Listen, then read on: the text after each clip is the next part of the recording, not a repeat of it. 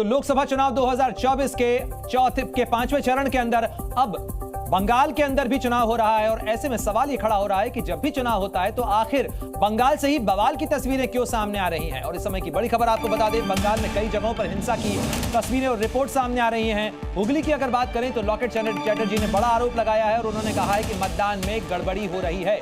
Locket Chatterjee और TMC कार्यकर्ताओं के बीच तीखी बहस की तस्वीरें भी सामने आई हैं। तृणमूल कार्यकर्ता और बीजेपी के कार्यकर्ता कई जगह पर भिड़े हैं।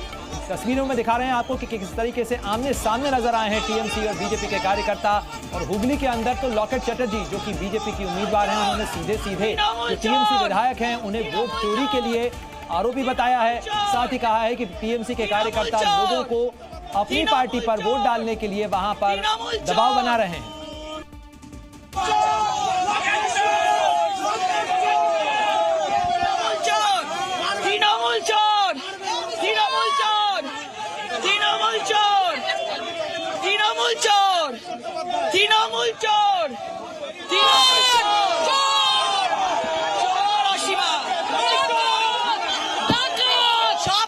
চলে এসছে যারা লাইনে দাঁড়িয়ে ছিল, যারা লাইনে ছিল পা দিয়ে দিয়েছি, চলে এসছে। কি হয়েছে?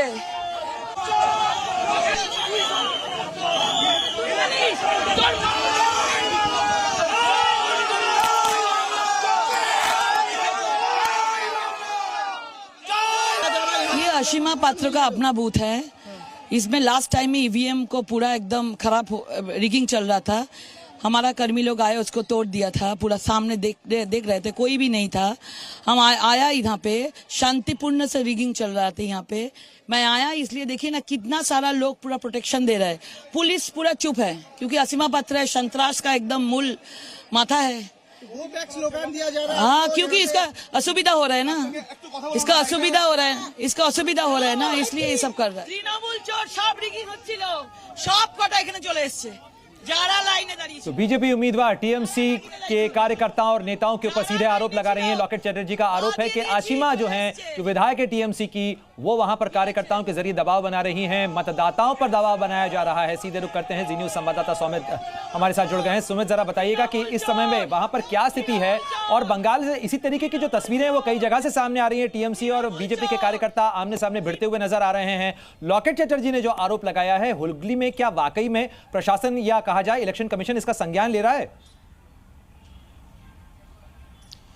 देखिए, सिर्फ हुगली नहीं, हुगली, हावड़ा, बैरकपुर, बनगांव, ये चारों जगहों से सात क्षेत्र में आज चुनाव हो रहा है, मतदान हो रहा है। लेकिन इन चारों जगहों पर भारी मात्रा में हिंसा की खबर हमें मिल रही है।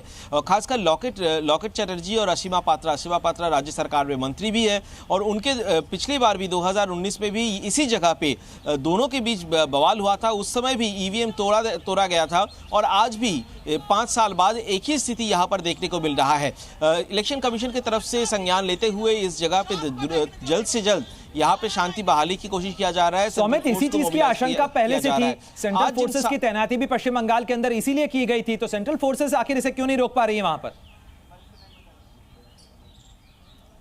देखिए, कहीं पे बीजेपी की तरफ से आरोप लगाया जा रहा है। कई जगहों पर सेंट्रल फोर्स को बूथ के अंदर ही सीमित करके रख दिया जा रहा है, कि बूथ के बाहर जो हो रहा है वहां पर वो नहीं पहुंच रहा है। हालांकि कमीशन की तरफ से जो बताया जा रहा है कि सिर्फ इस 7 सीटों के लिए ही आज 650 कंपनी सेंट्रल फोर्स तैनात किया गया है और 7,500 के आसपास जो है वो सेंसिटिव बूथ डिक्लेयर किया गया है। आप समझ सकते हैं कि ये जो क्योंकि तीसरे चरण तक पश्चिम बंगाल में जो चुनाव हुआ, मतदान हुआ, वहां पर शांतिपूर्ण मतदान हुआ और चुनाव आयोग की तरफ से सीईओ को, राज्य में जो सीईओ है, शुक्रिया तमाम जानकारी के लिए सुमित। तो बंगाल से इसी तरीके के बवाल की तस्वीरें कई जगह से सामने आ रही हैं। जी न्यूज़।